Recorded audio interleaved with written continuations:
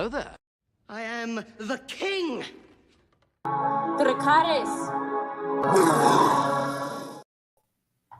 What's up, Headless Horde? Welcome back to the channel. Today, we are talking Tales of the Jedi.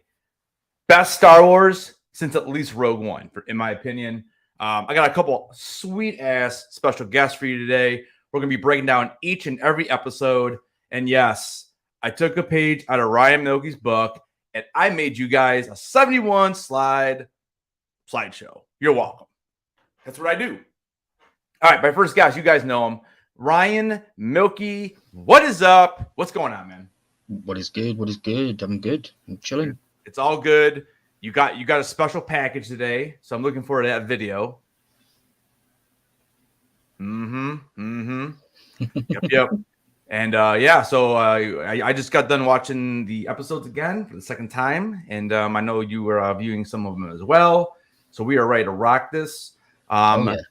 All right, so I'm going to bring on my next guest. He has been on my channel one other time and on my podcast as well.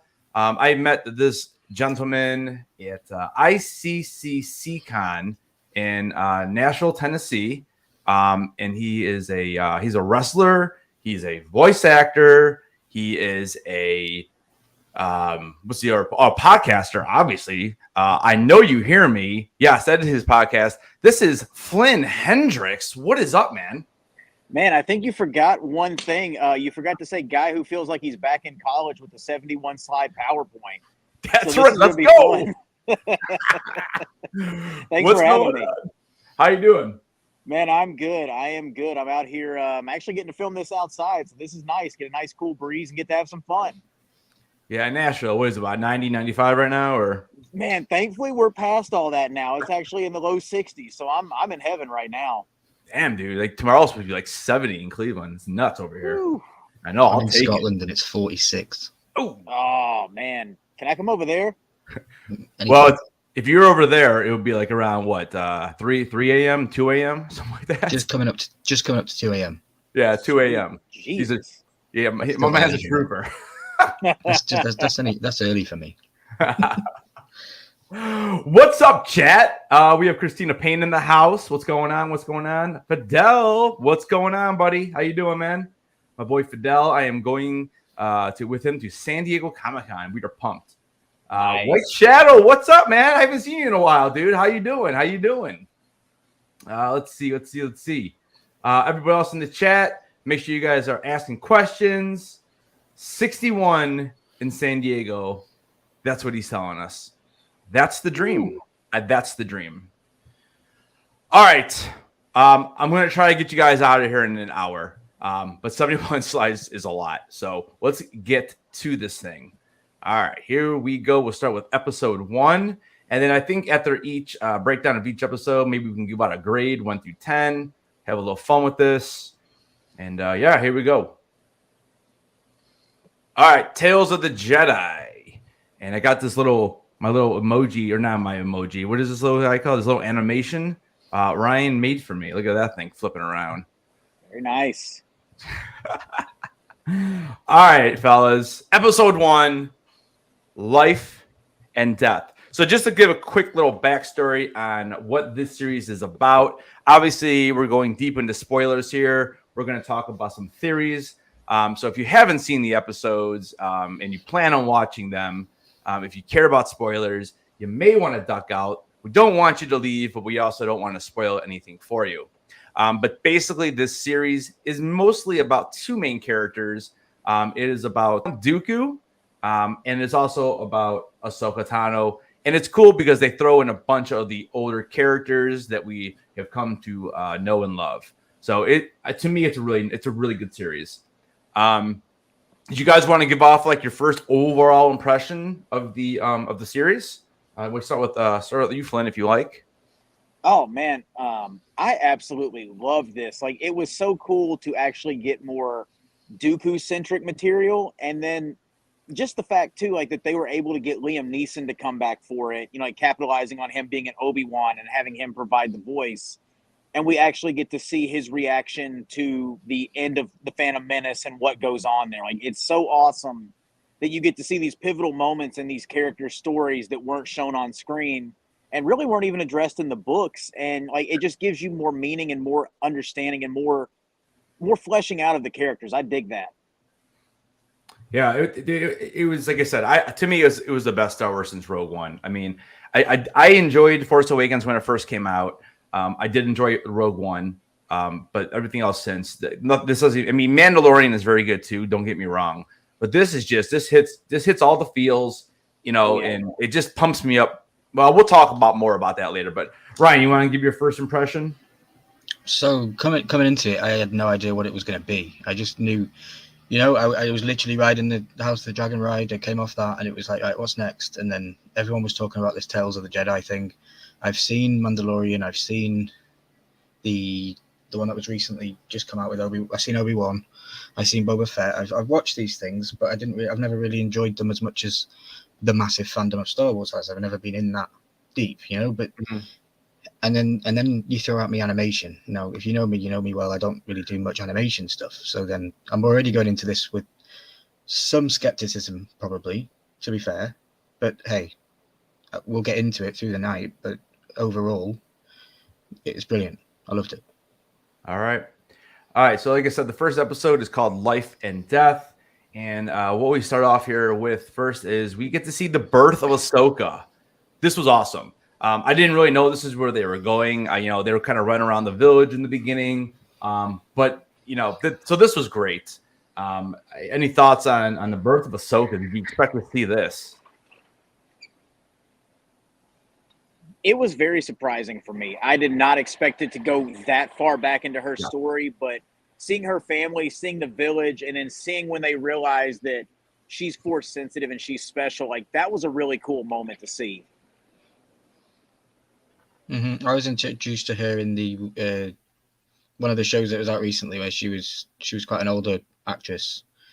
I was introduced to this character there, so it's nice that I've now seen the birth of this character. I can kind of catch along with everybody watching and understand what's going on.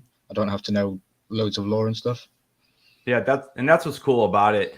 And we'll get to the other episodes, but man, for me, it makes me want to rewatch Clone Wars season 7. But so we're and I have this little image here. The guy on the right, for anybody any video game players, it reminds me a lot of the little droid that Cal Kestis carries around in his back. A little bigger, obviously, but the design is there, and I kind of got those vibes there from that, and that's from Fallen Order. So, so then it's cool because here we see a nice little shot of Ahsoka, and notice that she doesn't have the markings on her face. And I dug a little deeper into that. And apparently, as they age, that's when the markings become, start becoming part of who they are. So I found that really, really interesting. Because like you can see, she's only really has like 4 little white dots, and that's about it. And if you toward the end, at the slideshow, you'll see her full face and see what it really looks like now.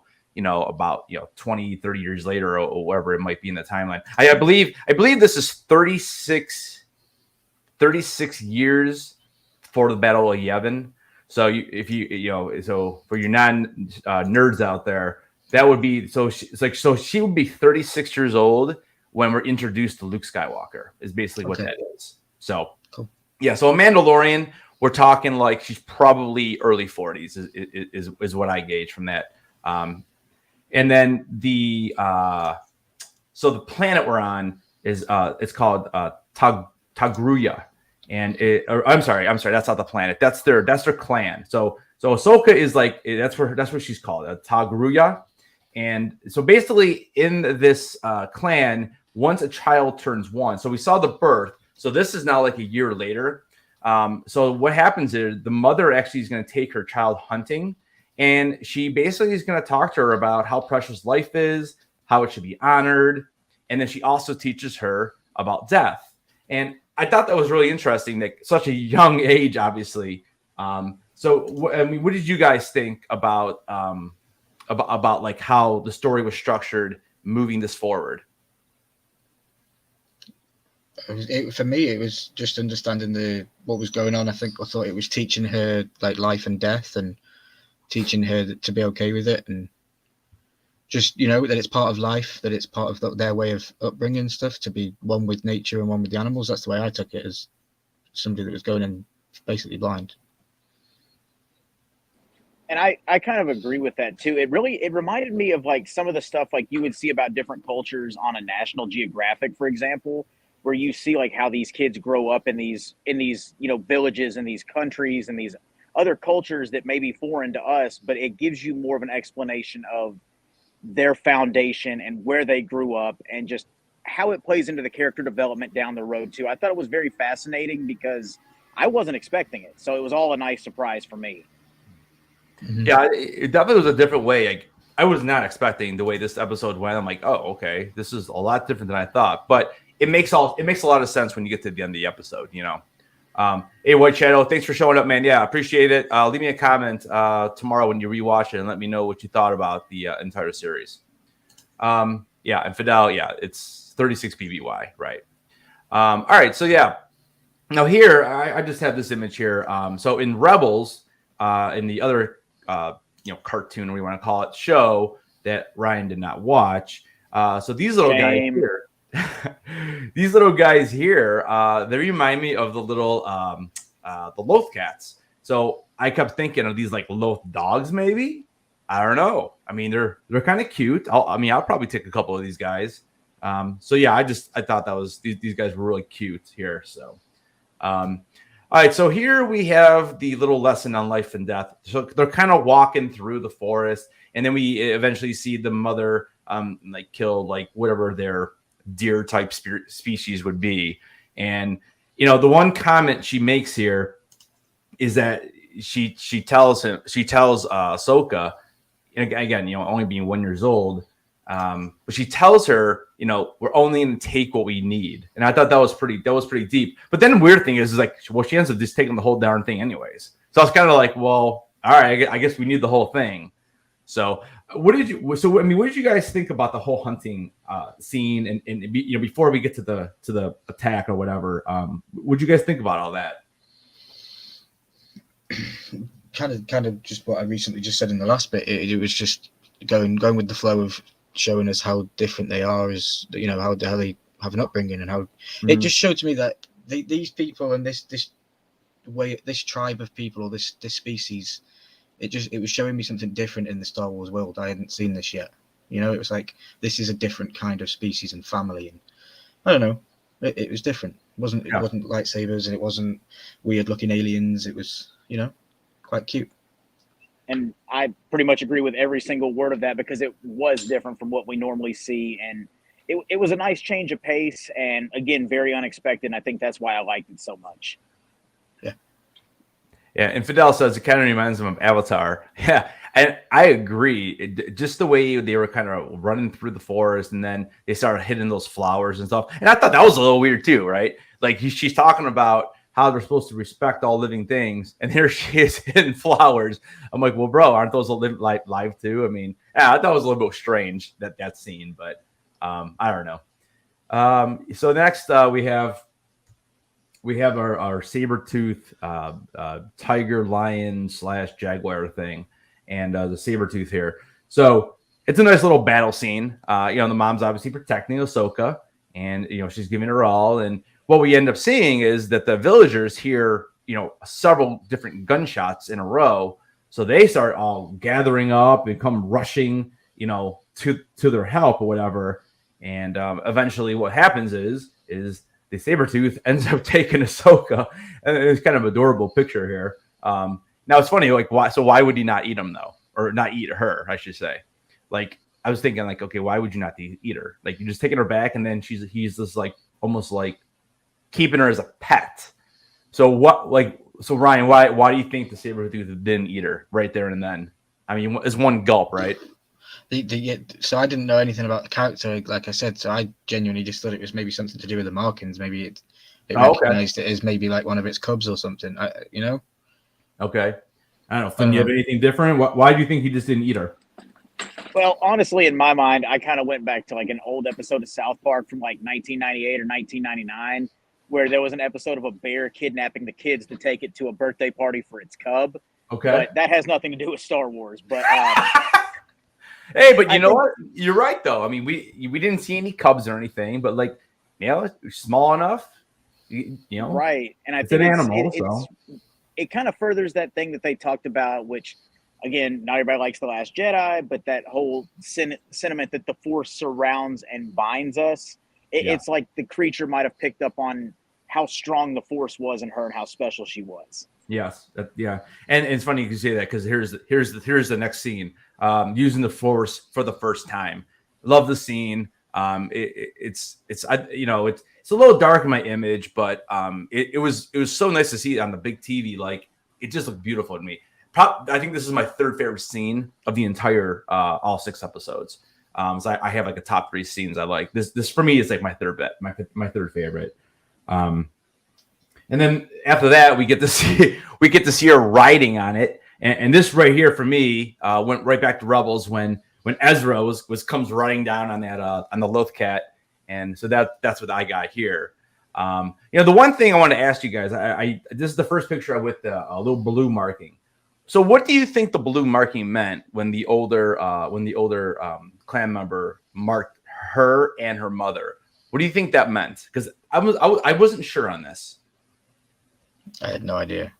Genuinely no idea. I didn't even catch it. Okay. My thought was a rite of passage in their culture and their belief system. Like everybody has like a certain age where you transition into adulthood, or in the Jewish, the Jewish religion, you have the bar and bar mitzvahs. I was thinking like when she becomes 1 or 2, maybe that's what it symbolizes. Like she's past her first year in the village and now she's, becoming one of them. I'm not really sure. So like almost like a baptism, almost something like that. Yeah, that's a good way to put it. Yeah. Okay. All right. But I mean that makes complete sense now that we talked that out. I was just like, why are they marking her? But now it makes sense. And then finally I forget the character's name, but we see her at the end and she just is like, Ahsoka is Jedi. So the first episode, it wasn't my favorite episode. But I think it did a nice job just kind of reintroducing people, like Ryan, like you didn't know that much about Ahsoka. And I think, just knowing where she came from, and now you know that she's a Jedi, so she has Force powers, and you've seen her a little bit in Mandalorian. But yeah, you have like the little beginning of who she is. So I kind of liked it because, like I said, I wasn't really expecting them to go that far back with this show, because this is pretty far back. We're talking like 6 years before. Actually, more than that. Well, maybe about 6 years before Phantom Menace and all that. So I thought it was pretty cool. Actually, maybe not. It was slow, but for me it was like perfect time length of an episode for me to be okay with it. It was like, especially a guy that doesn't watch anime. It was not that it's anime. I don't class this as anime. Yeah. But like, it was good. I really enjoyed it. Good episode. It was slow, but it made me want to watch episode 2. So. Yeah, it was a little bit slow for me too, but go ahead, Flynn. No, I was going to say, I feel like it was perfectly paced because it doesn't feel like, it was a 19-minute or a 13-minute episode. Mm-hmm. It was a little bit slower, but I felt like by the time it was all said and done, I came away watching a full episode of Rebels or Clone Wars with the amount they were able to get into that short period of time. Yeah, and I think is the longest episode, actually, is episode 1. I think it was 15 minutes as a runtime. That seems like that's the Disney method. They start you out with a long episode, and then it's just a downward slope from there. Like the episodes get shorter and shorter, and you want more and more and more. Yeah, because the last episode is, I think, one of the shorter ones. But it's also you're correct. Yeah, you're correct. Number 1 is 16 minutes and 55. Yeah, so that's 4. The shortest one is 5. Shortest one is 5. Okay. Oh yeah. So 5 is the shortest. Wow. Oh yeah. Okay. Yeah. 5. It makes sense. And I think 14 and 14 is probably the longest. Or I'm sorry, number 4 is the longest probably, or the second longest. Because I know this is the longest. Yeah, number 1's the longest, and the second longest is the last one. Is number 6? Yeah, at 14 minutes and 11 seconds. Is it really that? Oh man, I thought that last episode was short. Huh. Okay. So for overall, just to throw out numbers, for me, when I watched the first time, I gave it like a 6.5. I was a little bit bored. but after rewatching it today and kind of digging a little deeper, I bumped it up a whole point. So I'm at a 7.5 for this first one. So what do you guys say? Yeah, I'm at a 7. 7? I'd say about maybe 6.5, 7. 6.5. So we're all about the same area there. Yeah, and Chad, if you want to throw out numbers too, feel free. All right, so that takes us into episode 2, which is titled Justice. So this is going to be our first episode where we get to see a younger version of Darth Tyrannus, which is the Count Dooku. And on the right, I think it looks good for a young Qui-Gon Jinn. Now, I'll be honest. The one thing that was a little bit irritating to me was Dooku's voice. It sounded like, is it the dude from Die Hard, the bad guy, Rickman? Oh, Alan Rickman. Alan Rickman. Yeah, Hans Gruber, right? I could not get it out of my head. He sounds. Put that in my head. Now I'm not going to get that out of my head. it was kind of driving me crazy. By the last episode, I was kind of just used to it. By number 4, but yeah, like when he first started, I'm like, oh, is that Hans? Yeah, but it's funny you say that because I never once heard that in my head. Never once heard. You didn't hear it, huh? No, I don't get Alan Rickman. Go back and listen and see what you think. To me, it sounds just like him, but it's funny how people can hear different things like that, But yeah, so in this episode, let's slide back here. In this episode, we have Dooku and a young Qui-Gon, and they're setting off to a remote planet, and what they're trying to do is they're trying to rescue a senator's son, but then they discover that everything is not what it seems. So you can tell here in the episode, this is Dooku talking to one of the townspeople, and basically trying to figure out what is going on because they captured the senator's son. And then they come to realize that the town is really, really just down in the dumps and they're not getting any support. And we end up figuring out that it's going to be from the senator himself. And I put this scene up here because it just reminds me because, he's like, Dooku's basically like, listen, I need some information. I'm going to put this right here on the table. So aggressive negotiations, which was a line from Natalie Portman in the prequel. So I thought that was kind of a fun little task there or whatever. But so the first half of the episode, we're basically trying to figure out what is going on, and we do see that Dooku is aggressive.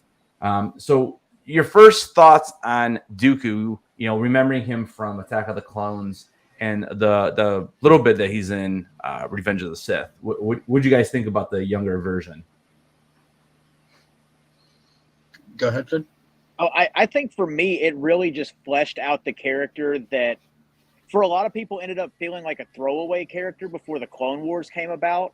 And, a lot of his backstory was in Legends or some of it even in the Plagueis novel that goes back and forth. Is it canon? Is it not? Whatever you want to say. It's just cool to see that this character actually has some more backstory now. And you see how conflicted he was, not only with the politics that were going on in the Republic, but also with how willing the Jedi were to also obey the orders that were given to them by those senators without doing the deep digging to see what the actual root of the problem was. And I think the dynamic of Qui-Gon and Count Dooku really was like a yin and yang where one balanced out the other, so to speak. And can you let me know, is this the dude that fought Yoda in the movie? Yes. Okay, that makes it more interesting because I like to know how he became bad. Because in the movies he was bad in my eyes, and he was Sith type, Yeah. So it's good to see the background. And did Liam Neeson come back to voice Qui-Gon? Not in this episode. When you see the older version of him, that is Liam Neeson. This was not him. Yeah. Okay. Yeah, I think beside the beginnings of how he is going to end up turning. And he basically is turning because of, because we're basically in the episode. I like it because we're looking at the Republic and we're seeing them how they're becoming corrupt before we even get the Phantom Menace, because this is all well before Phantom Menace, probably 20, 30 years or whatever. Because, Liam, Qui-Gon is pretty young in this. So I really do like that. And, we get to a couple scenes here. I'm going to kind of fast forward here a little bit. I'll go back to that. But, right away, he's ready to go. You know, they figured out the mystery. The senator's the one who's not providing anything to the town. And that's, you know, this is why the town kidnapped his son, was to force them to bring stuff to them. Well, what did they do? They ended up bringing down these troops. And I like this shot here because you can just tell. Look at the colors. Like you just know they're rich. You know, you just know that they have everything they need, and they just don't care about the little people. And I really do like the shot right here. This is this classic Dooku. You know, if you think back to, well, actually I think both movies he does this pose. And it was pretty cool seeing him with a blue lightsaber. I'll be honest with you. I was kind of digging that. So yeah, I mean, I thought it was pretty neat with some of these pictures. So right here, this is kind of like we see her come and she's basically giving them up because, you know, she's trying to get food. As basically is what they say. She's trying to eat. And the one cool though shot in this scene, if you look to the far left here, you guys recognize that droid, right? No. You guys know who that is? Come on, Flynn. If I'm not mistaken, is that not the? I'm drawing a blank on his number. Yeah, is that not the same droid from Rebels? The inventory stalker droid that they end up adopting. Is that? See, okay, I thought this was the droid. From it looks like he has blinders down almost though. But I was getting at it because like when you see him in the episode when walking around, it looks a little bit easier to tell. But I was getting the vibes that he was the guy in the Sandcrawler that is giving C-3PO a hard time. Yeah, like I said, that shot isn't like the best shot because it looks like his eyes were blackened a little bit. But like when you see him actually walking around, that's the vibe I was getting. I'm sure there's someone out there on the internet who has way more time on their hands than I do. That probably knows his number and everything and knows exactly who it is. But that's what I was thinking. So, but yeah. So, anyways, so then we get to like the end of the episode, and Dooku's basically had enough. They started firing on him. They're shooting these guys. They killed a couple, and he goes to the old Force choke. Thoughts on the Force choke, Ryan? What do you think? I mean, we've seen Vader do that. And now we're seeing this character who right now is a Jedi doing it. So does that mean that only the bad guys do this move? Because you don't see the good guys doing it. Correct. It's a dark side force. Okay. Talent. Yeah. Yeah. No, it's interesting. I was waiting for him to pop off. Like obviously I knew he was a bad guy, so I was like, I'm just waiting for that moment where light turns to dark, and I was wondering what it was. But then you guys can, because I wasn't sure if this was actually the guy that did fight Yoda in the movies. I wasn't making that connection. So now that I know that, because you confirmed it, it makes it even better. Yeah. Flynn, what do you think? I loved it because it's actually, I feel like it's a subtle nod to Return of the Jedi when, you know, Luke shows up to Jabba's palace and kind of does the Force choke on the guards. Yeah. It's a real subtle thing, but you don't really, like, you have to pay attention to catch it.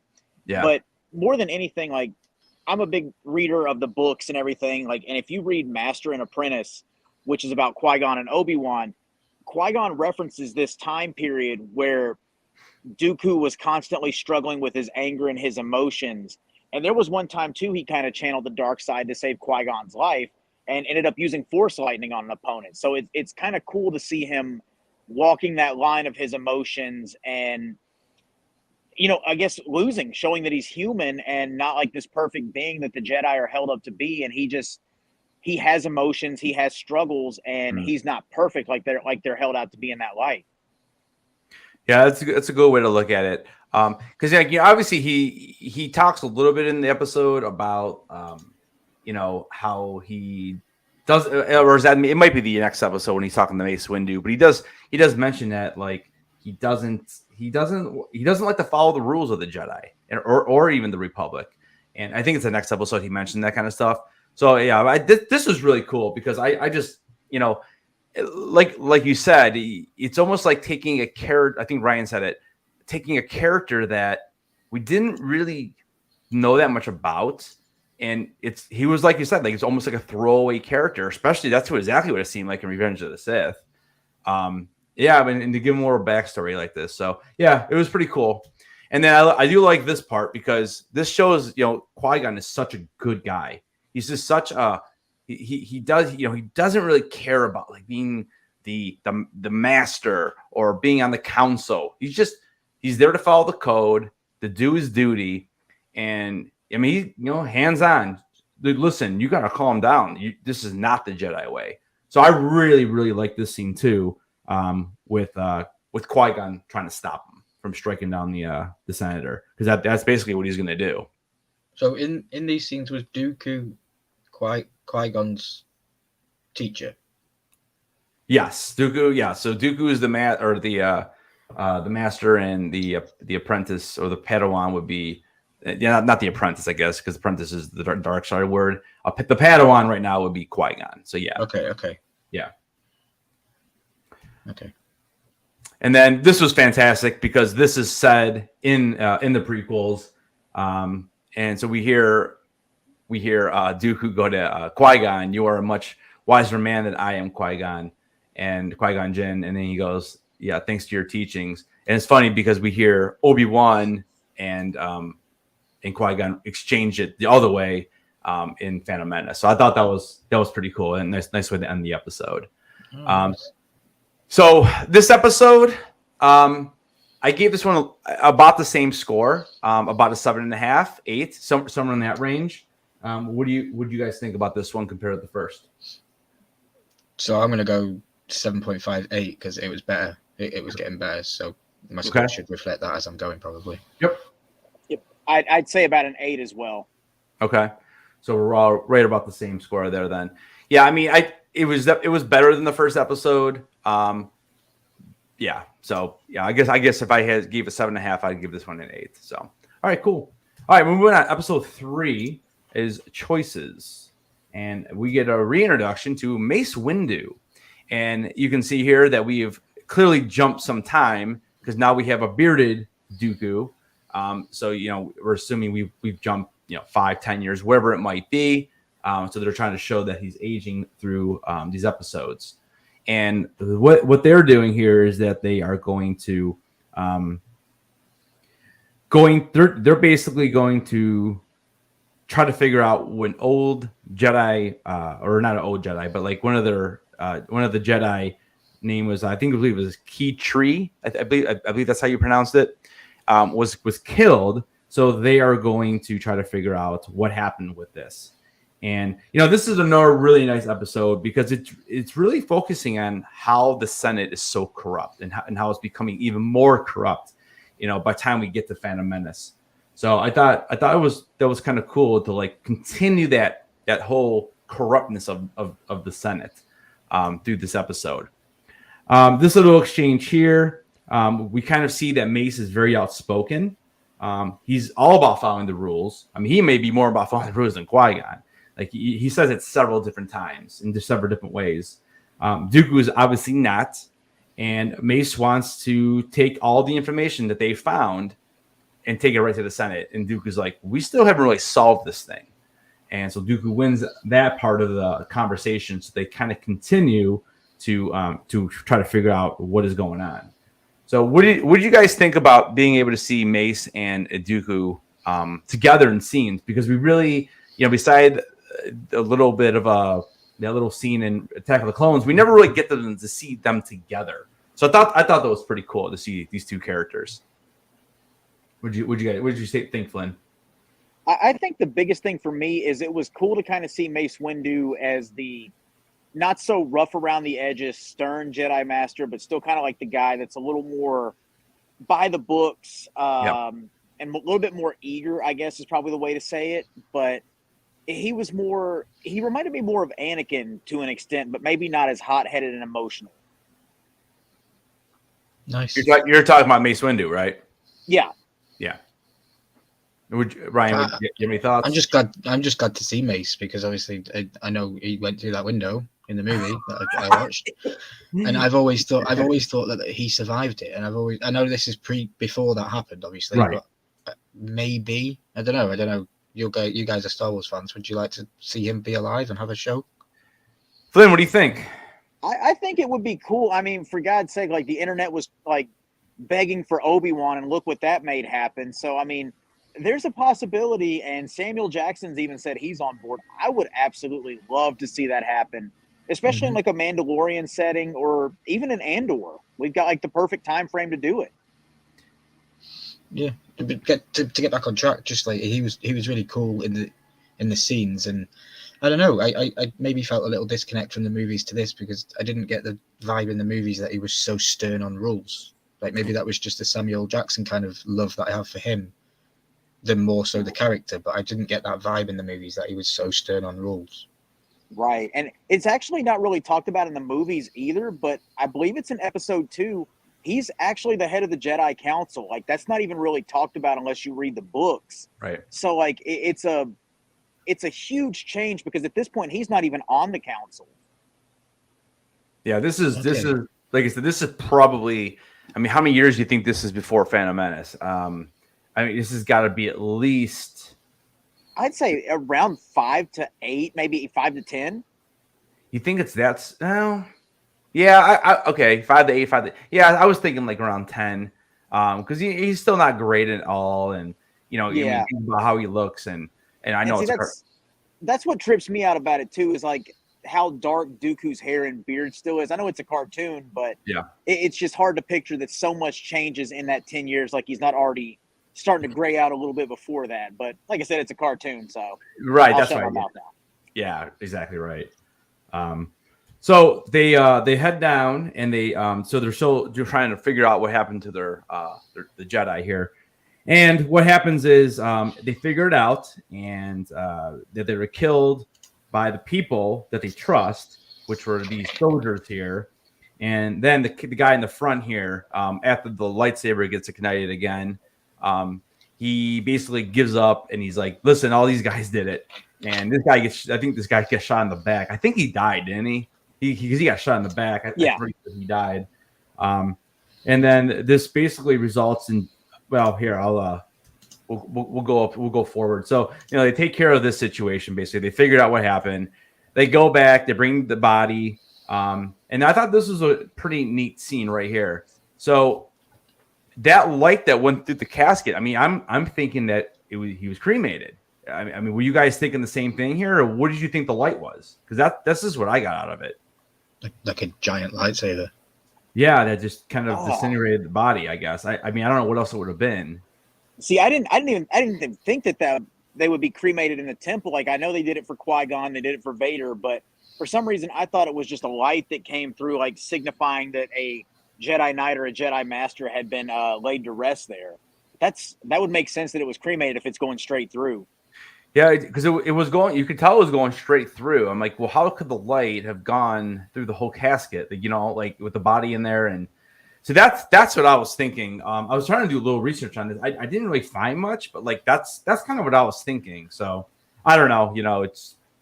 I thought it was a giant lightsaber, like metaphorically, kind of like killed by their own power of destruction. Yeah, a weapon of destruction used to take them to their gods or whatever, however they die and whatever they do. Chad, what do you guys think? Do you think that was like cremation there, or let us know. And then after that, we see that they have a little conversation after the fact, and basically, Mace gets a seat on the council, and he basically tells them, he's like, "Well, I stuck to the mission, and you did not." And that's basically why he was passed. So I'm sure that had some things to do with he probably wasn't happy about that. And that has to be something else that just kind of starts pushing him even more, to turn into the dark side. It's funny because like watching Dooku in the first 2 episodes, and it really in the last episode, it kind of all comes together. But to me, it had a very similar feeling. To like when Anakin is denied his own seat in Revenge of the Sith, and in fact, like there's a lot of parallels between Anakin and Dooku if you really think about it. Both of them want to maintain justice. They want to do what's right for the galaxy, but they also want to do it like their way, and not follow the rules. So I thought that was really interesting. Are they both rejected by Mace as well? Yep. Yeah. And yeah, the real kicker is too, and again, I know I'm sounding like a shill for the books, but check out the audiobooks too. But Dooku actually wasn't brought to the temple as a child either. He was picked out later in his childhood. So that's another similarity there, close to Anakin, but he's on the opposite side of the spectrum where he's actually pulled from a wealthy family instead of slavery. Okay. So like they're like opposite sides of the same coin. Yeah, you know, and the other thing too, you could even go a little bit further. You know, I mean, they're both not really afraid to use other methods that the Jedi would consider dark side methods. You know, they're not afraid to go that way. So yeah, there's definitely a lot of similarities between both those guys. Yep. So what do you guys think about episode 3 then? I noticed that he wasn't called Count Dooku in this. Flynn just said that he came from a wealthy family, so is that like book lore that he was Count Dooku, and like because he's called that in the movies as well. Well, what it was after, which it'll kind of play into the next episode that we're about to go into here. He ended up going back and embracing what he was before and inheriting his family's wealth and riches. Okay. So he just readopted the Count name from there. Okay. Yeah, that makes sense. Yeah, I love the episode. Again, it just keeps moving forward. The pace is picking up. It's getting good. I feel like I'm back into the Star Wars, and I'm just waiting for, I know that it's Anakin's not going to pop up now, but I was in that vibe of like, oh, I'm waiting to see Anakin and have some fun with Star Wars again. So yeah, I'm loving it. And I'd give it an 8.5. Yeah, I agree. I gave this one an 8 as well. It was right on par with the last episode. I actually like I like the action in the last episode better, but the dialogue in this episode was better. So I guess an 8 for both for me. Flynn, what did you say for this one? I'm going to say a 9 because of how far it pushes the story ahead, and it really starts to show the fundamental flaws of the Jedi that Dooku had such a problem with. Yeah. And it's also a nice little foreshadowing to Order 66 in episode 3 as well. So it's a very nice way to move the story along into what's going to be my favorite episode of this entire series. Which is episode 4. Yes. Yeah, I mean this episode's straight fire. This is Star Wars. Like this is it. Like, there's so much good stuff in this episode. I love how Filoni was not afraid to go back into the areas that during the movies. Like everything that we've seen so far is before. Now we're like right in the thick of things here. And we started off with this scene, and this is just fantastic. So we know that he's trying to look for the files for Camino, and he's trying to destroy it. He's trying to destroy any resemblance of Sifo Dyas, which is his master, and because Sifo Dyas is the one who actually it was his idea to create these clones. And here I love it. In the one in the prequels, Yoda makes the joke like, "Oh, Obi-Wan, planet you lost." So this is great. Like this is one of my best. This is one of my favorite scenes as well. As you see him actually deleting it, and see, I didn't make these connections. Yeah, I mean, if you haven't seen it in a while or haven't seen it like a million times, like I no, I haven't seen it since I was a kid. But now, when you just did that voice, when you just said planet, I remember that woman being like, "Yeah." So this is those weird alien people that we're talking about the clones. The tall, skinny guys. Yeah. It's all connected. I should have watched the Star Wars movies this week. It's really so cool too to see how like oblivious people are to him even being there. Yeah. And I don't know if that's just because they're so used to seeing him there, but it's like he slipped in and slipped out like a ghost. That was a really cool part of the story for me too. Yeah. Mm-hmm.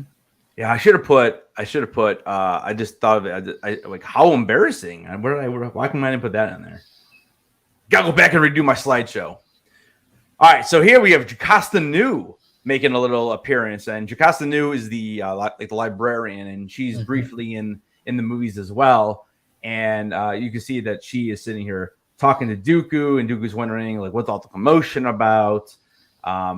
And it's just cool to like see these characters that may not have been in the show very long or had very, very minor roles, but at least they bring them back a little bit in the animated form, which is pretty tough. This is pretty awesome.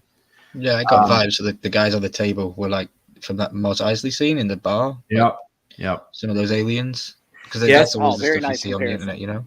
Yeah, it's always really good to see that too, because I think a lot of people who have only seen maybe Star Wars one time through or whatever, I don't think they realize that like Guido, like that's a species. That's how, like, yes, that's his name, but that is a species, and there's a ton of them.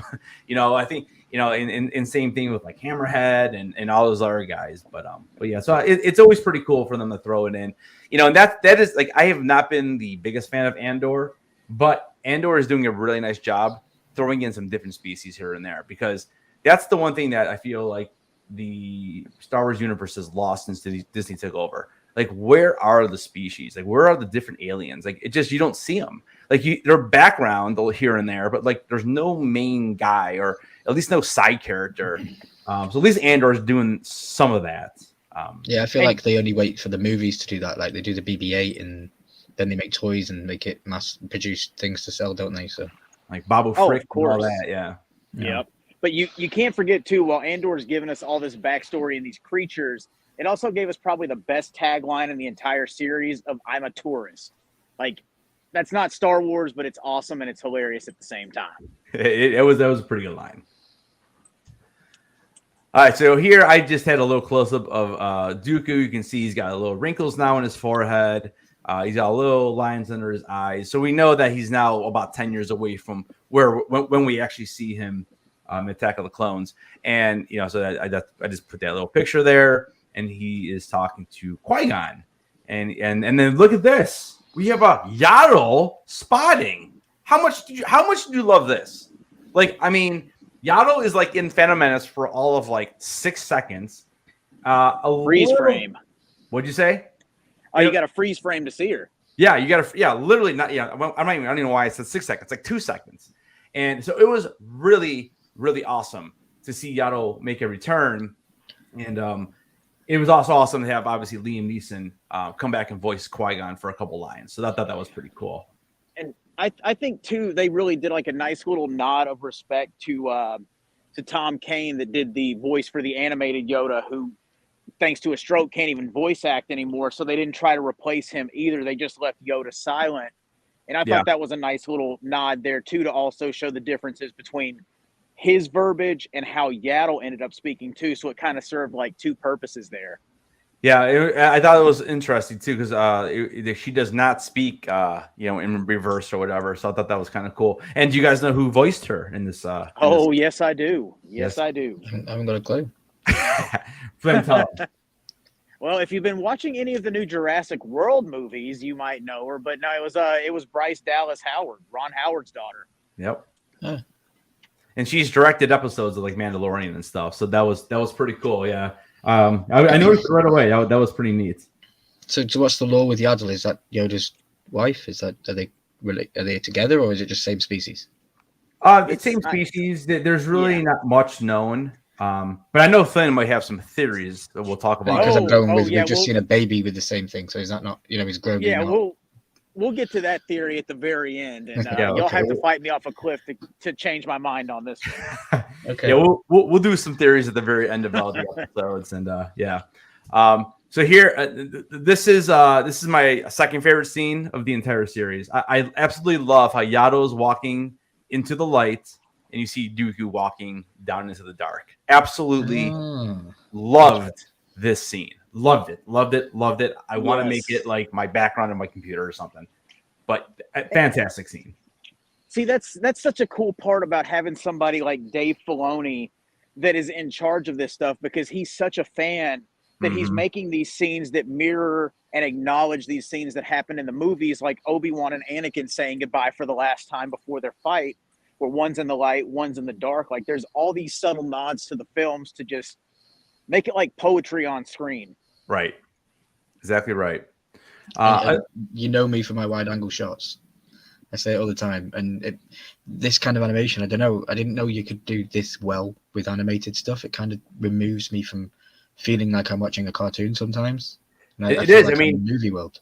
It is. I mean, and that's the beautiful thing with the Clone Wars animation. Like, yes, it's a little blocky. Yes, it's this and that, but it's so well done. In like I was telling you, Ryan, off camera, like I was telling you, like, episode or season 1 and season 2 of Clone Wars, you could definitely pick and choose your episodes there. But once you get to season 3, I mean, there's definitely episodes in season 2, but season 3, it really hits a stride.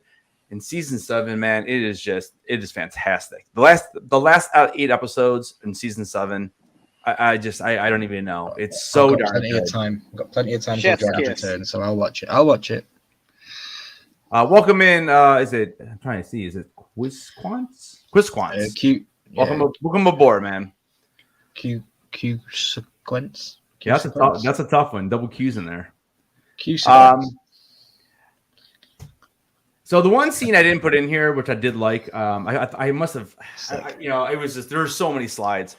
The one scene though, it was pretty cool, was when they were talking at the tree, and there's a lot of like, it's very full of the Force, and but Yaddle and Dooku are kind of talking there, and I think Yaddle definitely becomes suspicious, which leads us to this scene right here, where we see Dooku up ahead, and Yaddle is now following him. And this is taking place. This is basically, I'm trying to think now. This is probably right after. Yeah, this is right after, because in the previous, yes, because we skipped this. This is important. And here, right here, Qui-Gon is talking about how he was just attacked by a Sith user on Tatooine. I can't believe I forgot to say that. So obviously we're talking about Darth Maul. So this is all during Phantom Menace. And that's where we take this to. So this is probably either in between the movies or right at the end of Phantom Menace. It's actually right at the end of Phantom Menace, because that's when all the other Jedi were leaving for the funeral. Because that was like the last conversation that Yaddle and Dooku had. You're right. And he said, you're right. Because he asked if he was going, and he said he wouldn't be good company for them. That's right. Yeah, that's a really good point. And then we have, this is pretty cool. Attack of the Clones, end of the episode. This is the same area where Padme and all them follow them in here, or not Padme, but Anakin and all them, and Padme eventually gets there because she gets her ship shot down, and so this is really cool because they get to fly in there. We kind of get to see the same little scene. We see Yaddle end, and then yes, we get the great Ian McDiarmid reprising his role as Palpatine, and yes, fantastic, and such a nice guy. Met him several times, and they are talking about, Duke is pretty pissed. He's like, "Why did you kill Qui-Gon?" And again, just his anger and his hatred now at this point. And but Palpatine is so good and manipulative. He talks him down, and then basically what happens here is Yaddle's like, "Yo, what's up? Why are you being so bad, Dooku?" And they exchange some words. And the next scene right here, I love it. I just love this. You could just see Palps. This reminds me of Return of the Jedi, where he's just like right behind, just kind of sitting on his throne, and he's just like manipulating everybody in the room. And obviously in Return of the Jedi, it does not work, because Luke overpowers everything. But it's interesting to see how many different people that Palpatine has turned. And that's why, Luke will always be my favorite character, because he's the one who was able to overcome that, and obviously Vader helped, but it's with Luke talking to him and everything. But I thought this was a great scene as well. What do you guys think about this before we get to the final couple here in this episode? Because this conversation between the two of them was fantastic. So first of all, I just want to shout out, because I always do, the music in this episode was phenomenal. Oh yeah. Best especially with that chase scene. Yeah. It just blew me. It literally blew me away. The music was amazing, and I didn't think we were going to go so quick into this. And when I heard that familiar voice, it was brilliant. This scene again reminds me of how I had the thought in my head like he was a puppet master, and he was just playing his little strings, to make it do what he wanted. So yeah, it was great. It was great. Really, really was. I'm in. I agree with all that. And I think the best part about this too is I wasn't expecting it. Like, I wasn't expecting there to be a Palpatine appearance, let alone him being caught by a Jedi and hiding his face in this fight. Like, you see him turn away and cover his face. like the whole thing was just like the nice little cherry on top for this series for me, because it shows that fall, and it actually pulls from the Plagueis novel, which again, is it canon, is it not, where they were having secret meetings. So it shows those have been going on, and then it just brings it all full circle right here. Like it's so cool to see that this is actually happening, and we see the exact moment that it's fulfilled. Yeah, and like Ryan was saying, someone's got echo. Let's see if that's better. Nope. Let's see if that's better. So Flynn, you're echoing a little bit somehow. I don't know. There. All right, I'll mute you and let you fix it. But yeah, that should be good. Okay. So the music, like Ryan was saying, phenomenal. Like it's probably, I mean, it was so good. And like you said, during when they take off and chase each other on the ships, I mean, like I just want to download that on my phone and just listen to it because it was that good. I don't know how else to explain it. It's just phenomenal. So why did Yaddle? Why did she come out and say something like, I wanted to just stay in the darkness and go back and report it? Why didn't she do that? Good question. Flynn, want to take that one? Because I have no idea. I don't either, other than, I think she was just a last-ditch attempt to reach her friend or someone she thought was her friend. That's the only thing I could think of, or trying to pull him back off the edge of falling to the dark side.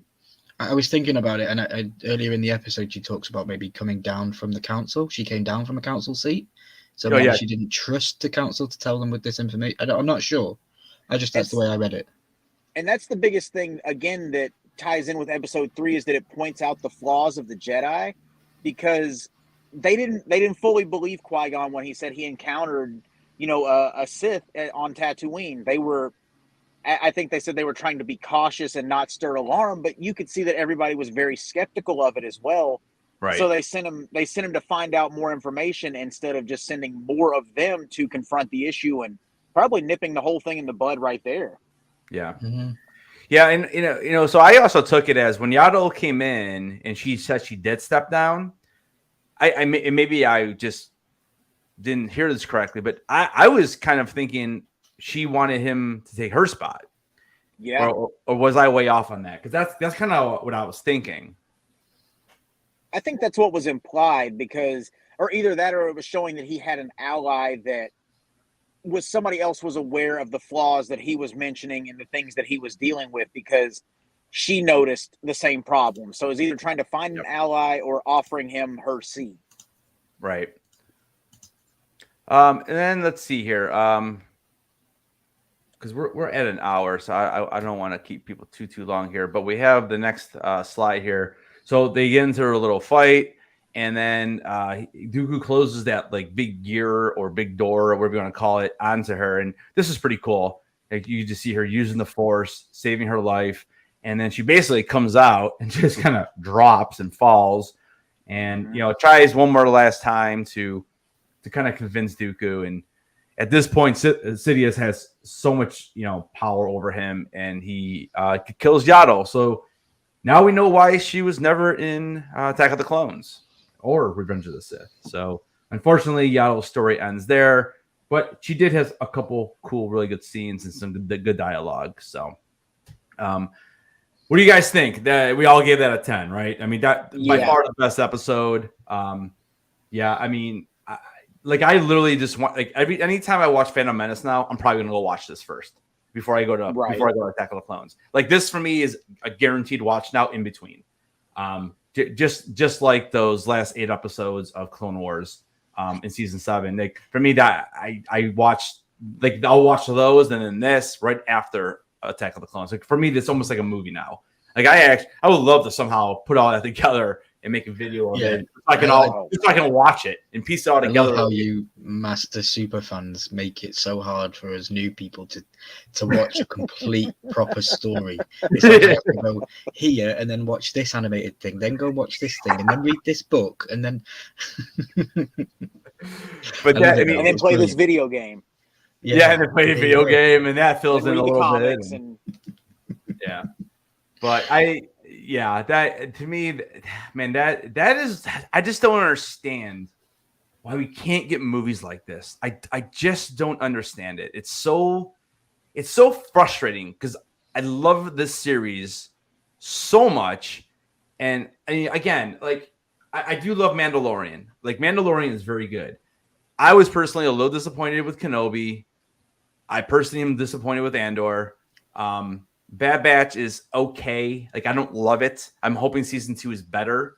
But like this, like why can't we get more of this? Because this is Star Wars. And like literally, we've watched 4 episodes of the series now, and we've seen lightsabers hit once. So people that say, well, Star Wars is all about lightsabers. Well, there you go. There's 4 great episodes. We've seen sabers hit one time, and we actually won't even see them the rest of the series. Think about it. This is the only fight between Force users. Well, with lightsabers.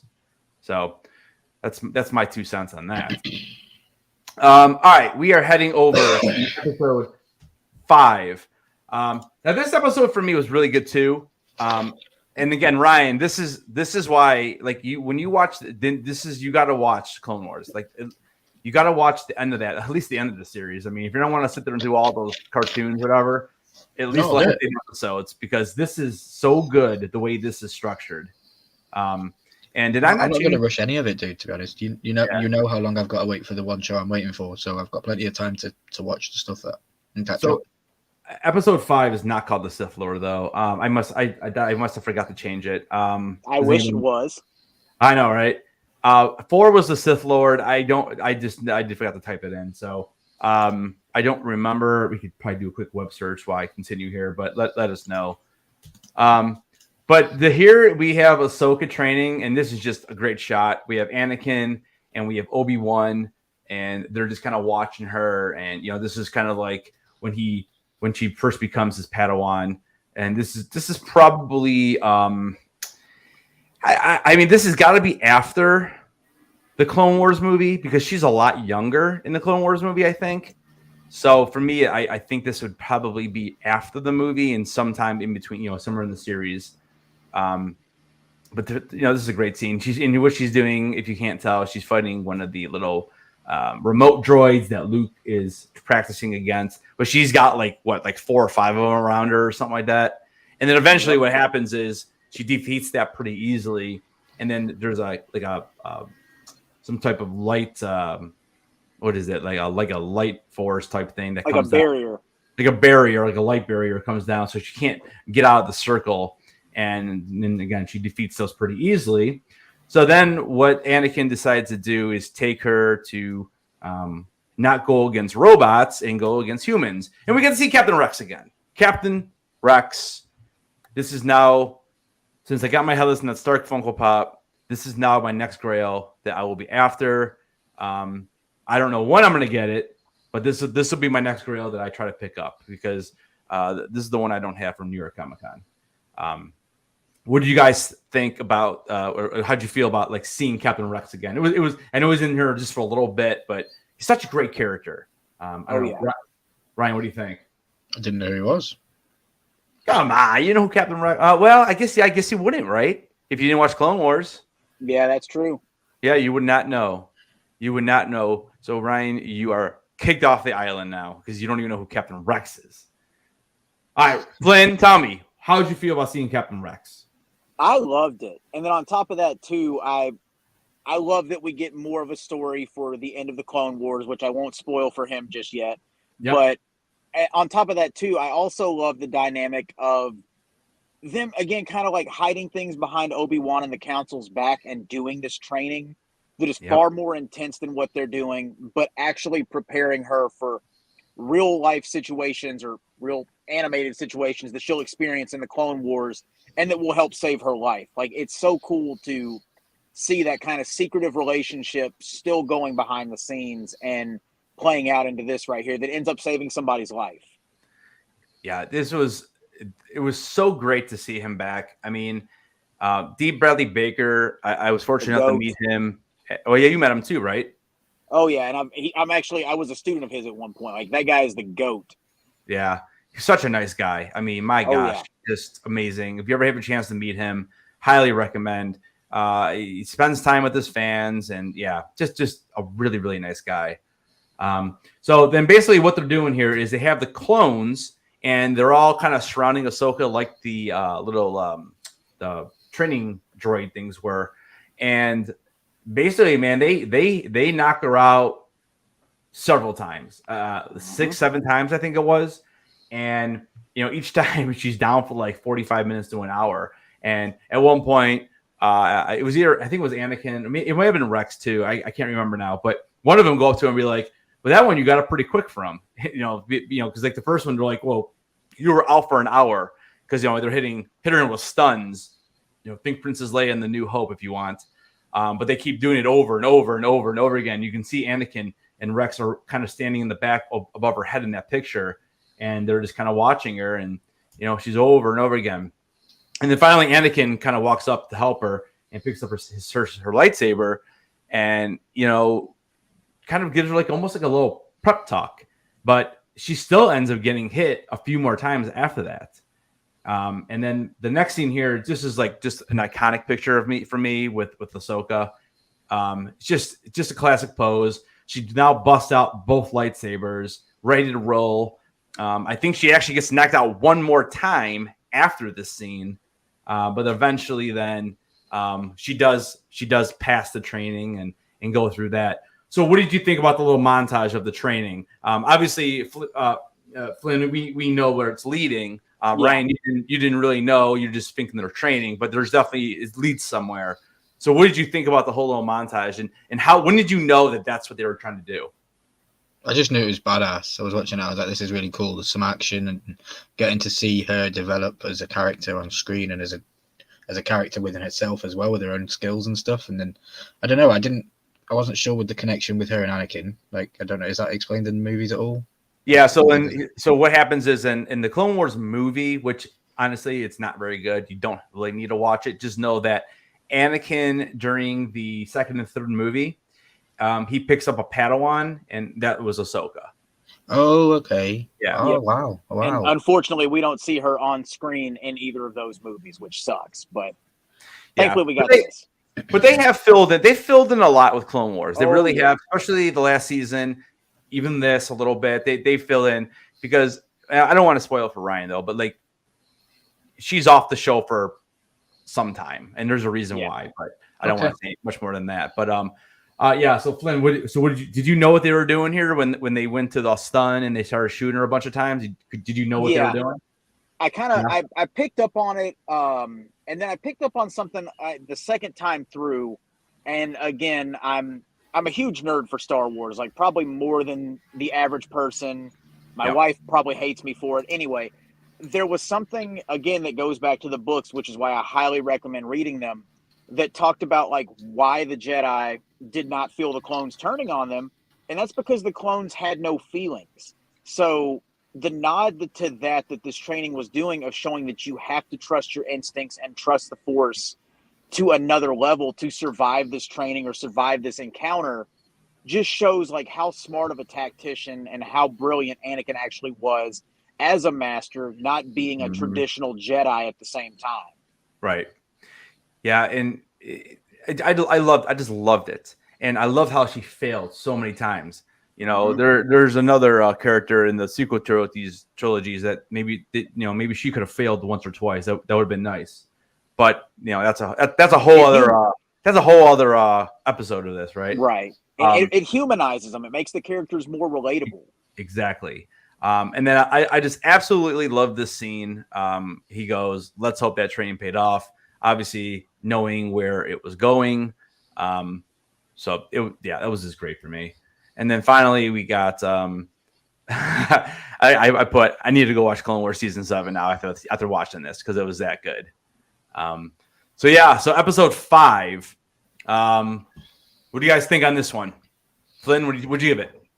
I give it an 8, and I would give it more, but again, it could have been a little longer for my taste. But the biggest thing for me was that we got the original 4 members of the Clone Wars, the 4 main characters, back together with Anakin, Obi-Wan, Ahsoka, and Rex. That was just so awesome to have that in this story.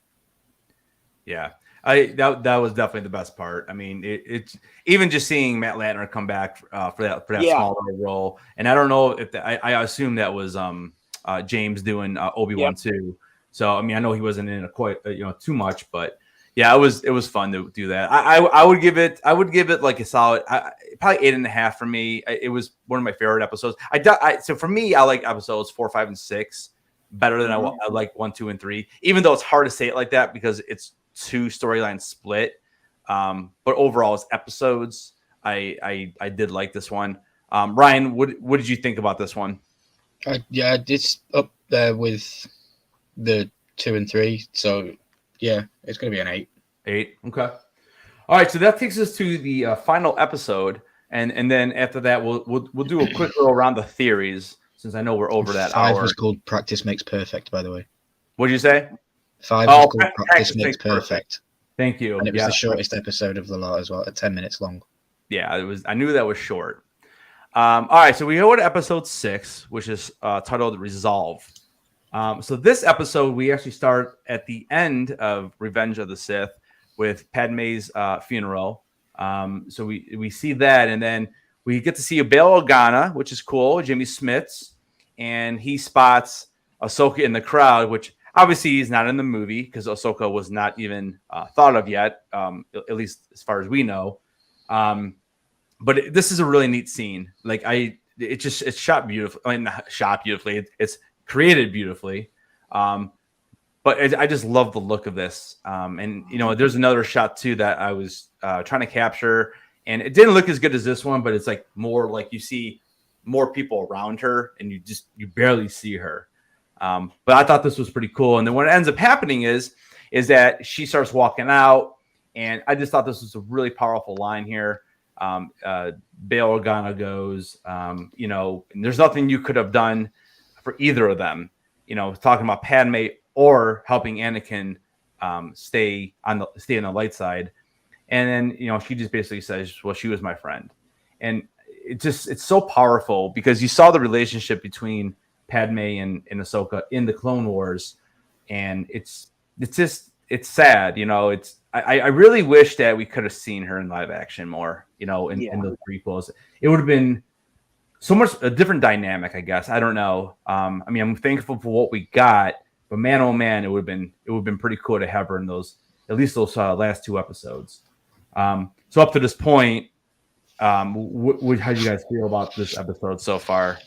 Ryan, what'd you think? Did you know that was Padme in the casket? Yeah, I knew that was Padme. Okay. She was also pregnant in it as well. We know that she gave birth. So did they fake the pregnancy? They faked it. So they made her have a big belly on purpose on the funeral. Okay. I was a little bit confused. I was like, what? Why? I thought she gave birth, but I saw that the body was pregnant. And the dude behind her, is this the dude that was looking after Leia when she was a child? Correct. And she ran away in that series that we just watched recently. Correct. Yes. Yep. Okay, right. So it's all connecting to me. Same guy. Yeah. Yep. Cool. I'm liking that it's all connecting, and I agree. I wish I'd have seen Ahsoka. I wish I'd have known who she was before all this stuff. Prior, yeah. Like, I want to go back and watch the episode of the funeral and see if I can pick her out in the crowd, but I guess she was never there, Yeah, I mean, yeah, she's not, but it's like I said, it's even though you haven't seen it, at least by watching this, and I'm hoping that a lot of fans who maybe are not like big cartoon people, because I mean, Clone Wars is definitely more cartoony than this series was. At least I think, except for maybe season 7 in parts of like with Maul and stuff.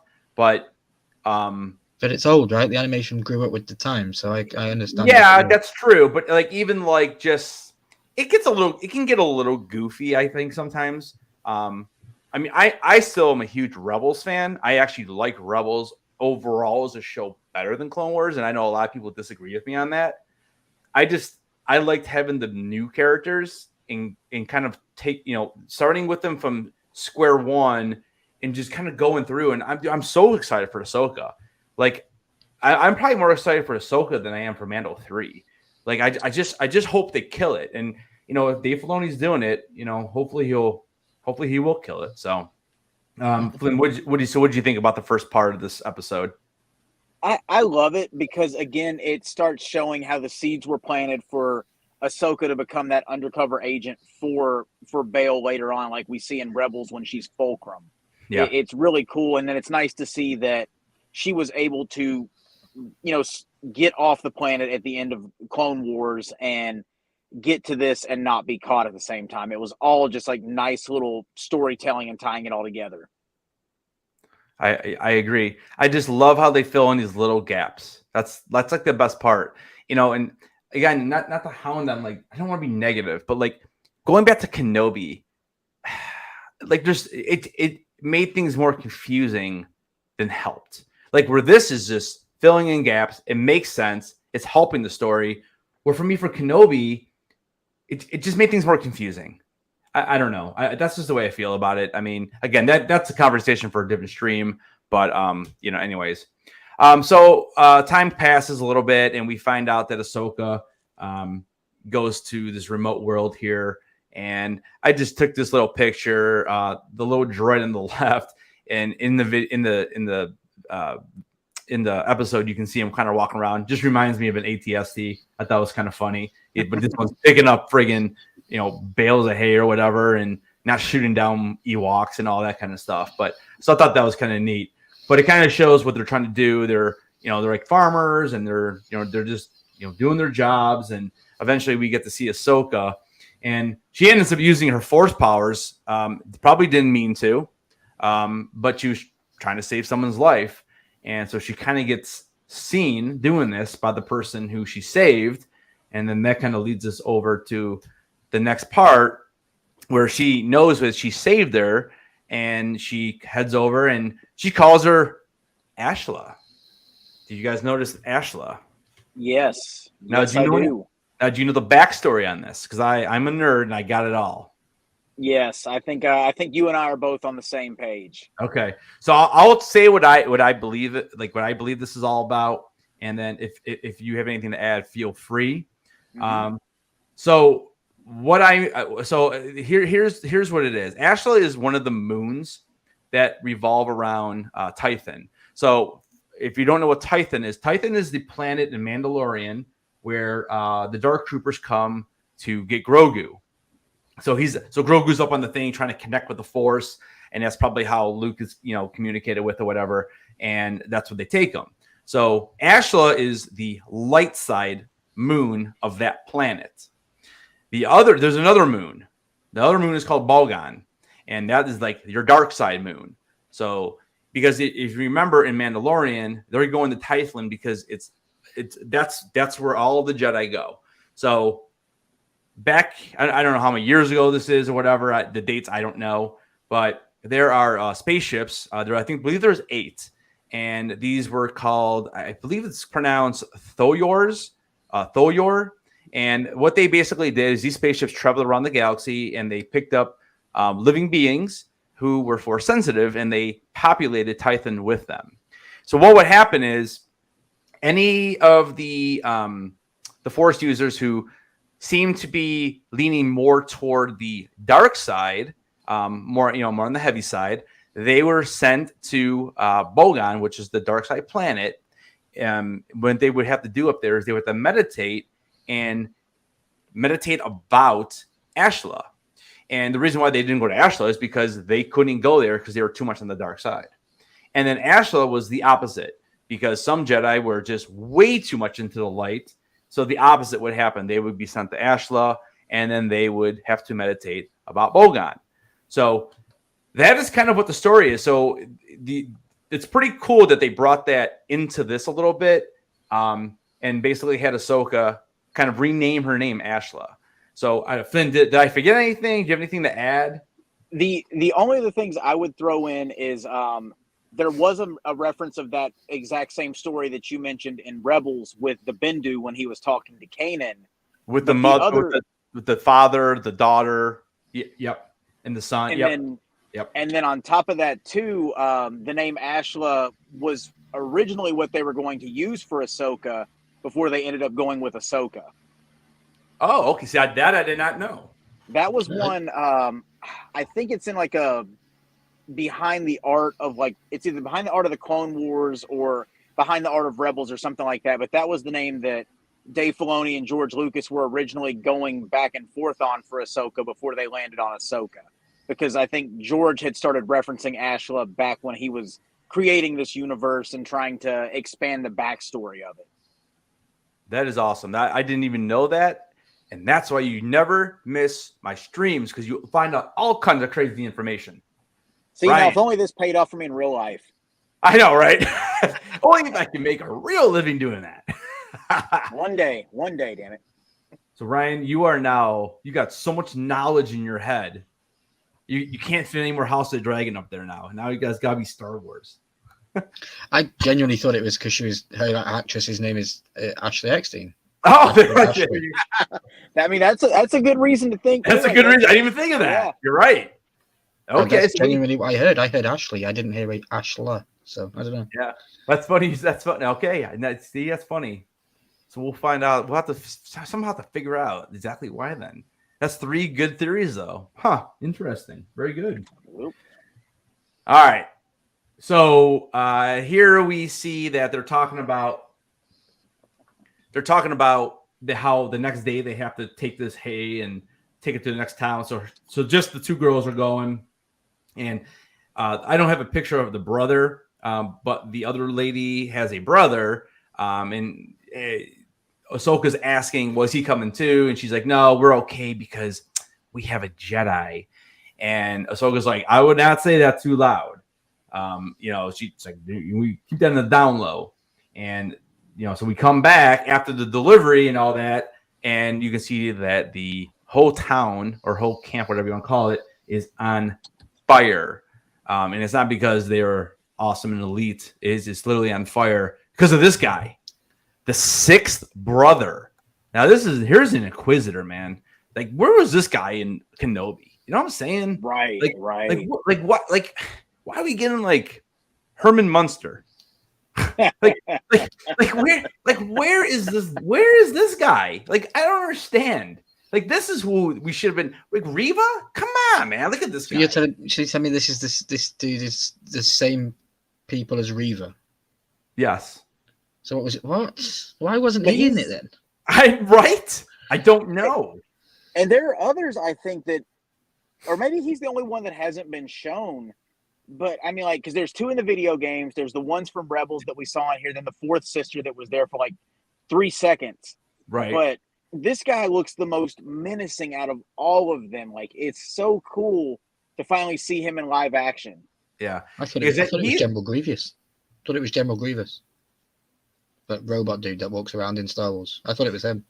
That's who you thought this guy was? Yeah, I thought that this guy was General Grievous. Oh, if you look at his face a little bit. Yeah, if you look at his face, a little bit. Yeah. But if you attach a spider suit onto him, he's then got loads of legs in that, like he has in that movie. Yeah, he's very Mortal Kombat-esque.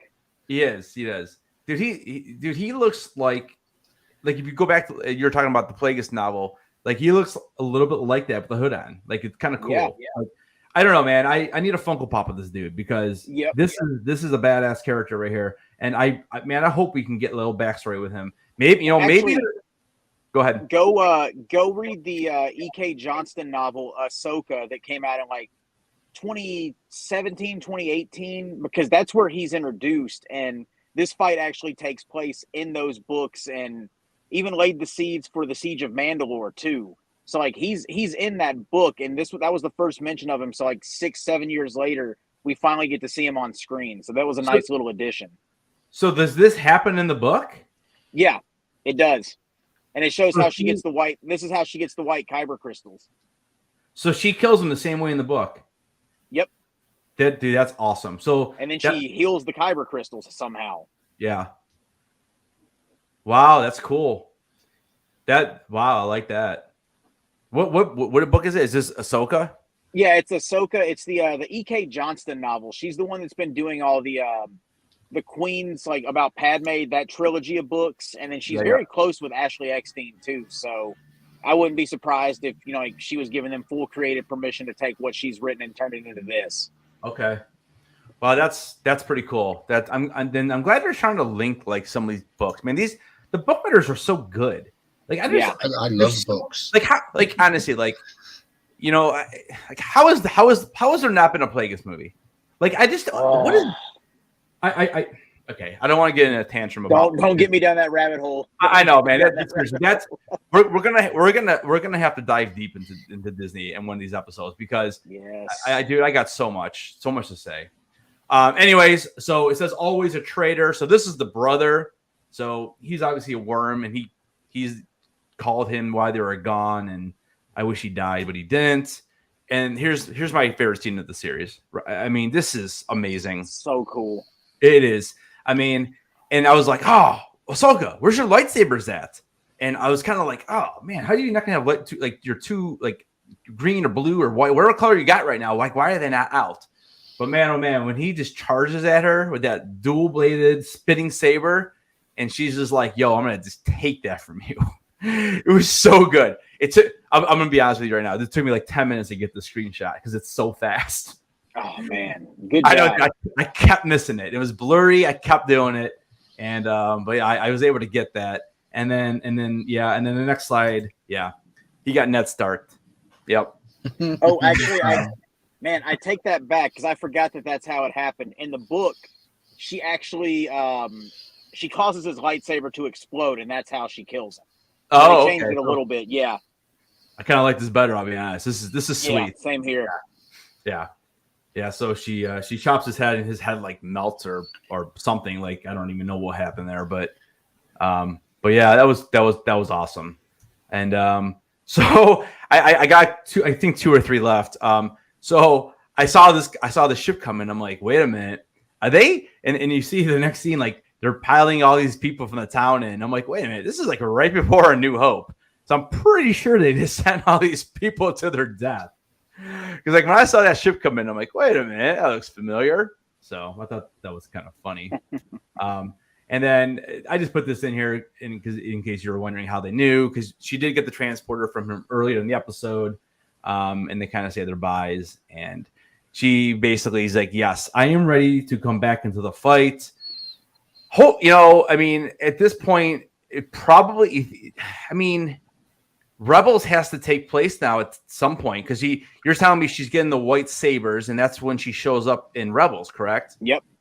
So this is right before Rebels. So this probably leads right into Rebels when she said, yes, I'm ready to come back into the fight.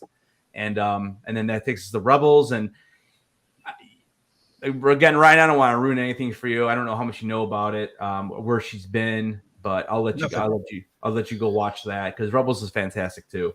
Because it's a lot of Ahsoka, which is awesome. I got the vibe. Are we getting a season 2 of Tales, or is this going into an Ahsoka show now? Or was this just a pin holder to introduce us to Ahsoka so that everybody knows what's coming when they drop the new series? I don't know, but I mean, you could do how many? I mean, you could do this every year.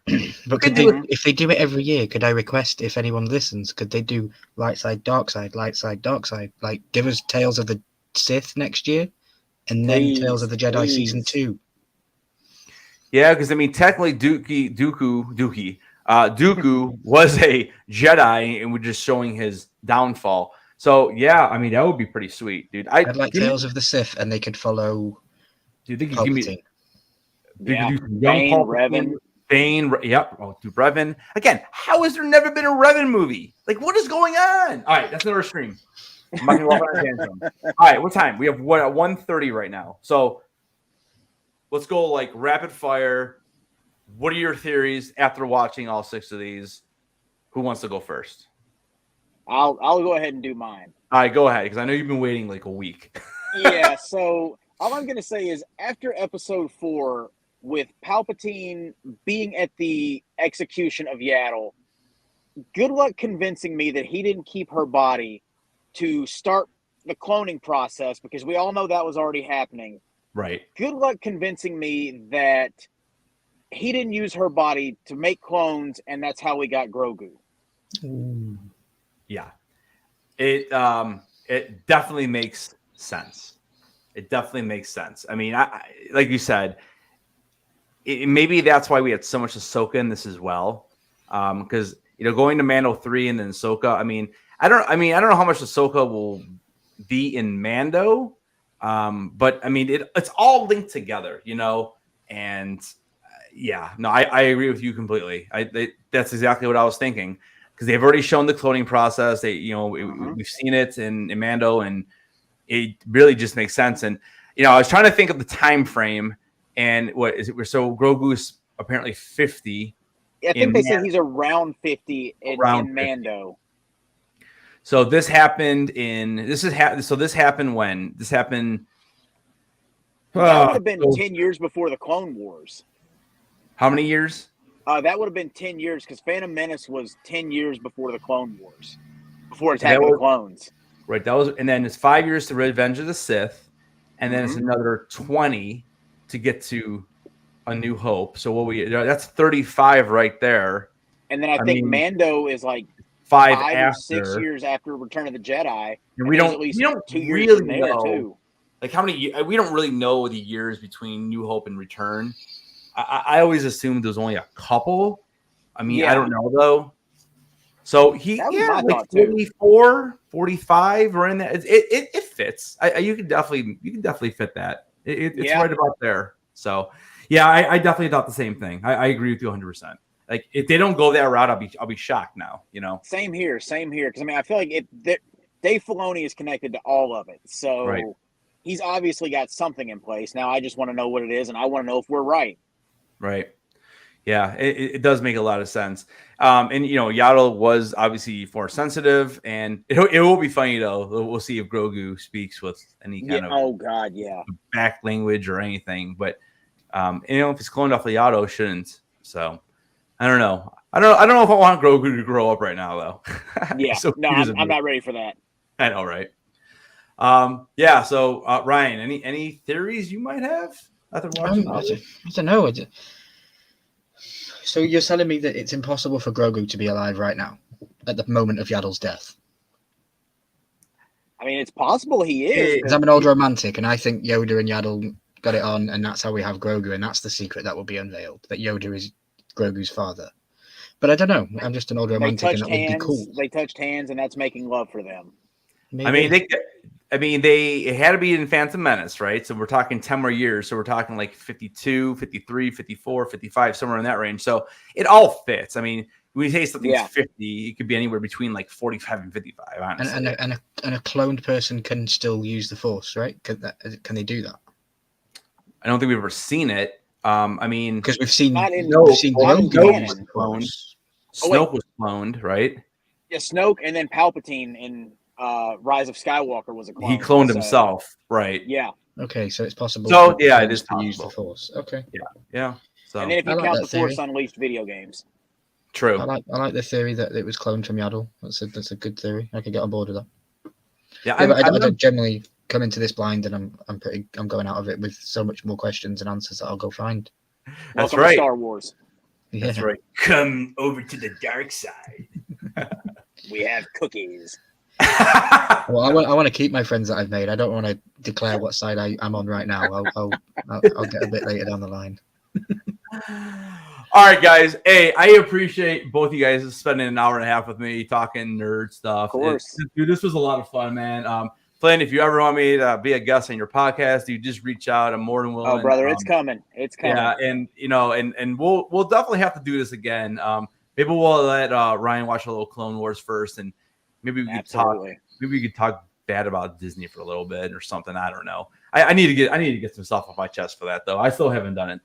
But anyways, so Flynn, where can we find you on social media? Well, real quick, guys, I want to apologize that I'm not in studio. Had a work issue come up, so I was kind of multitasking during all this. So thanks for being patient through all that. You can find me on all social media platforms, all podcasting platforms. I've got episodes that drop every Friday. All that information is at linktr.ee/theflynnhendrix. And feel free to get connected with me on any of my socials, because I've got links to the St. Jude 3,000 push-up challenge. So if you feel like you want to donate to that or help out a good cause, feel free to get connected with me, make a contribution, and I'll keep doing push-ups in your name. So get connected, and I know you hear me. And I'll put your link down in the description. You're the man. Thank you. All right, Ryan, what do you got coming up this week, man? Tomorrow sometime, I think it's like 3 p.m. Central. I'm going on a live with Mad Hatter Funko Pops. It's his birthday. Okay. I was just invited to go up and chill with those guys. Saturday, I'm going to be doing a live on my channel at 2 p.m. Central, talking about wrestling of the week. We'll be breaking down Crown Jewel and stuff like that. And then Sunday, we'll be back to the normal stuff on your channel, Headless. Yeah, Sunday at 7 p.m. we'll be live again, talking some Game of Thrones and House of the Dragon. And then Monday, we'll be live on my channel reviewing Rings of Power episode 1 and 2. Yeah, Rings of Power episode 1 and 2 on Monday on Ryan's channel. And we're deep into loads of new shows. yeah, we're trying to buy some time until we get Willow. So we're pumped for Willow. So yes, and when do you? So we'll talk off camera because I know we're dropping a video today. I know today was a little bit long, and I haven't really started my video, so maybe we'll drop that this weekend or instead of tomorrow. Mm-hmm. I'll talk to you. But yeah, guys, let's see what else. Live. I'll be live on Saturday at 11:30 Eastern. Comic-Con, San Diego Comic-Con tickets are going up, open registration. So I'll be hanging out with you guys while we try to get tickets for that. So come say hi. And yeah, I mean, besides that, man, it's been a crazy week already. It's only Wednesday. Oh yeah. And like I said, I can't thank you guys enough for spending the time with me. And yeah, thanks you so much. Everyone in the chat, thanks for hanging out. If you're watching this on the replay, oh, no problem, man. And if you're in the chat or if you're watching the replay, in the comments, go ahead and let me know what your overall score for the series. I wish we didn't actually do that. We'll do that before we close out. And then what was your favorite episode as well? My overall score for the series, and because I know we kind of were going faster at the end. Episode 5, we did. Episode 6, I gave that like a 9. So would you guys give that episode before we do the final ranking? Same I give that a 9. It's a 9. Yeah. Yep. 9. Yeah. And then overall for the series, I gave it a 9 total. It could easily be a 9.5. I mean, but you know, if you're averaging the scores, easy 9 out of 10 for me. So some of the best Star Wars. Definitely. I agree. 9 out of 10. All right, guys. Thanks for showing up today. Appreciate it. Like always, keep those heads on, and we'll see you guys in the next video.